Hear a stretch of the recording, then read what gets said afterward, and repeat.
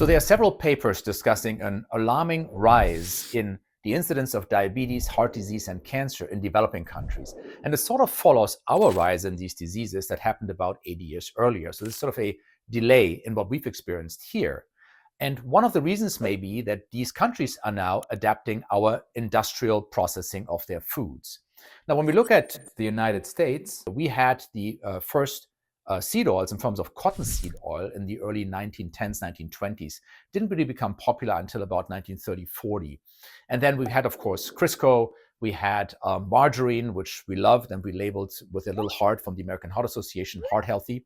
Later, we found out maybe not so good. There were trans fats in there. And anytime that we artificially partially hydrogenate vegetable oils, it doesn't turn out to be very good. So this was a learning experience, but we didn't really learn from, hey, we shouldn't probably mess with a good natural product. Let's find other ways to do it, which brought us, of course, to mess with the rapeseed to cause the production of rapeseed oil, which we also call canola oil. And then we have soybean oil and all these oils that we need industrial processes to really produce. There's chemical extractants like hexane used. And then we have these highly omega-6 rich concentrated oils that we use for cooking. And the American Heart Association and, of course, the dietary guidelines are supporting these because we've shown that they do lower LDL cholesterol. So it's all wonderful. However, of course, there are many issues with this. Other things that we did in the 1940s, we hybridized our wheat, and I talk about that frequently. So our wheat we use today in the US is a hard red wheat, and that has about 60% more gluten than the soft European wheat. So that's one of the differences why sometimes wheat products may be better tolerated in other countries. Then, of course, we have the onset of packing everything in plastic. So we're consuming more plastic with our food. Microplastic is a big issue. Plastics, of course, can gas off or emit chemicals that are not very good for our hormones. They cause hormonal disruption that can lead to many different diseases, of course. We're talking about phthalates and bisphenols and others, right? So again, we have really industrialized our foods, and the motivation behind it was, I think, quite noble. We said, hey, listen, we want to avoid food shortages. We want foods that can be having a very long shelf life so we can use them for a very long time. We want food security, fine. But what we noticed is that, again, these are things that impacted our health. But because these industries, I think, are quite powerful and, we're really reluctant to change anything there, we've now, at least in medicine, are looking for different ways to deal with it in Western countries. So the newest thing, of course, are the GLP-1 agonists like Ozempic and so on. So we're saying, hey, listen, there's just this epidemic of obesity, and our way to deal with this is to use a medication for everyone. This is pretty much the message that you see on all the medical journals that are online. And of course, I don't agree with this, but that's actually one of the ways that we're dealing with this here, which is probably a bit, misguided. Now, in the developing countries, it was different until fairly recently, and they did use more traditional fats. They may have had some chicken fat or lard, some beef tallow. They may have used some seed oils, but usually these oils were expeller expressed and minimally processed, right? Which is, of course, better. They still have some omega-6s in there, but they don't have all the other chemicals that they use in there to make this kind of sludge that we're eating. They're also really not exposed to processed or ultra-processed foods, which are very predominant in our culture. And now we're bringing these foods in. We're helping to develop industries that can make these foods, that can make these oils. So out of good intention to, of course, establish food security in these countries, we're bringing our technologies in that I think led to our demise in terms of our health. And we're implementing them there now. They're eating all these foods. And when you see how even street vendors and everybody's making their foods, they're pouring in canola and soybean oil from big plastic barrels, and then they're frying their food, Again, they used to use different fats for this, significantly healthier, but now we have this sort of mess because we kind of got involved there. And now we see, in a delayed fashion, a rise of the same diseases that we had. Now, this is, of course, observational data. This doesn't mean that we have definitive data to prove this, but it seems to be a pretty good observation that when we introduce our highly processed Western foods to these countries, people start to get sick in the same way that we got sick. So it's not that we are genetically unique here in Western countries compared to other countries. No, we're genetically very much the same. Everybody's very much in the same boat. It's just that when we eat these horrible foods that have these issues, then we get sick.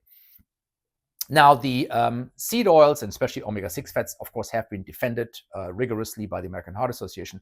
But we have a lot of studies that show that a diet that is very high in these omega-6 polyunsaturated fats which are predominant in these seed oils. We're talking canola oil, soybean oil, sunflower oil, and so on, right? These are the ones that we use in every processed and ultra-processed food. You're not going to find processed foods, ultra-processed food made with butter and beef tallow. Okay, that's not going to happen because it's expensive. Of course, we volatilized saturated fats, which again was something that was not correct.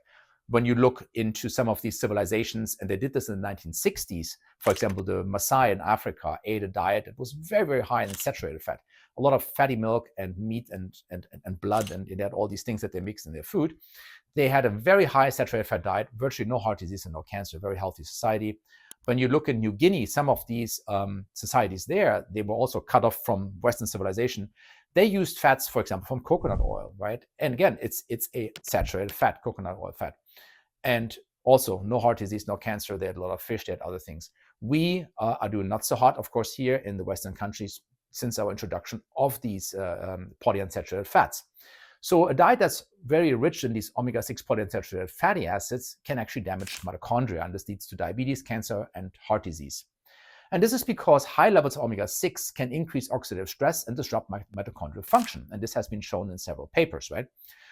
Furthermore, consumptions of a diet rich in omega-6 fats can cause mitochondrial nitrosative damage, cause oxidative damage to mitochondrial DNA. It can decrease mitochondrial activity, increase triglyceride accumulation in the mitochondria, and this is one of the issues that may actually lead to insulin resistance and diabetes. Also, it can elevate oxidative species, so radical oxidative species are produced and they can damage the cell. So all these things can be amplified and much worsened with the diets that are very high in omega-6 fats, which we're all consuming in Western countries. And I've talked about this in other videos before. We even have this in baby formula, right? We're exposed to very high levels of omega-6 fats since birth, ultimately. Our ratio today is somewhere around 15:1 or 20:1 when we talk about omega-6 to omega-3 fats. And that is, of course, a big change of how our ancestors used to eat. They had a diet that was almost 1:1 omega-6 to omega-3. We need both fats, there's no question. But if you eat a saturated fat, if you eat beef or any other fats, they will also have some omega-6, just a much smaller amount. It's not like you only have pure saturated fats and then pure unsaturated fats. There's usually a mix of fats. And it's just the ratio of how we're combining them. That's a big issue. And also how these fats are produced. Ideally, they're natural. And that's the case, of course, with animal fats. We also have some very good plant fats, like coconut oil, for example, avocado oil, olive oil. Those are great. Now, avocado oil and olive oil, of course, they are monounsaturated fats, and they're excellent. And these are fats that are very, very good for us, as long as they're 100%. The issue we have, of course, with these oils is today the industry is lying to us, and they're mixing them with soybean oil and still putting 100% avocado oil on your label, but it's not. So be careful, do your research. And there was a good study at UC Davis showing this. But again, we're exposing ourselves to these diets that are really bad. This caused disease in our civilization. Now, when we look at these developing countries with a delay, this is one of the main reasons why people are getting sick. Other reasons, of course, is they're using everything packaged in plastic, as we're doing. They didn't used to do this traditionally either, right? They didn't have that much plastic that they put their food into. Heating things in plastic is actually the worst thing that you can do.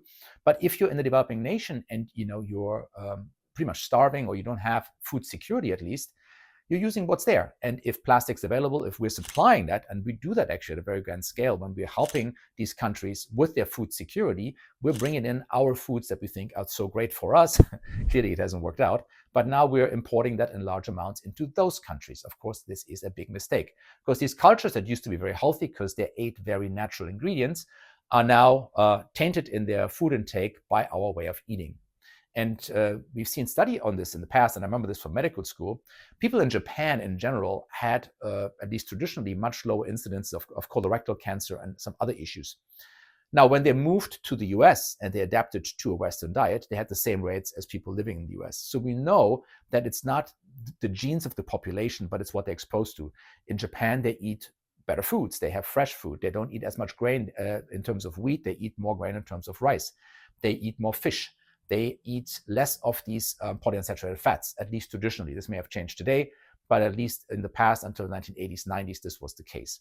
So I think that a lot of the issues that we have now with developing nations following in our unfortunate footsteps of getting similar rates of diabetes, heart disease, cancer, is unfortunately our influence in terms of dietary interventions and them following our dietary recommendations in order to have food security. I think this is very misguided. I think we should have the responsibility to critically examine how we impact a whole civilization with our way of life. And I think this is something that is very much in need of a large-scale study. So we should not only focus on making us healthier here, but being more educated and understanding that some of these foods that we've been eating over the last 80 to 100 years have made us quite sick. But also, as we're sharing our way of eating in the world with good intentions sometimes, we need to take a step back and say, if it's something that makes us sick, do we really want to recommend this to other countries? So I think there's a lot of work to be done here. I think we can do a lot better. I think we can go back to eating unprocessed foods. Every time we're messing with our foods, it's this arrogance that we have that we can improve things. We can make foods better than nature can. And we can't, you know. It's been shown time and time again. You think back to margarine, you think back to artificial sweeteners, which we thought was the greatest thing because they help you lose weight. All of these turned out to have health issues. Every time we mess with something that nature invented, we make it worse. So I think it's good to go back to natural foods, shop around the perimeter of your supermarket, and also in terms of our guidance toward other countries, we need to support other countries, but we need to also tell them, listen, focus on these foods that are also healthier and sustainable, help people grow their own foods there, encourage things that they can do to improve their horticulture and agriculture, and don't force our way of eating with plastic and seed oils and other issues that we're using here on these people, because I think that's just the wrong way to approach this. And we do have a responsibility to lead by good example.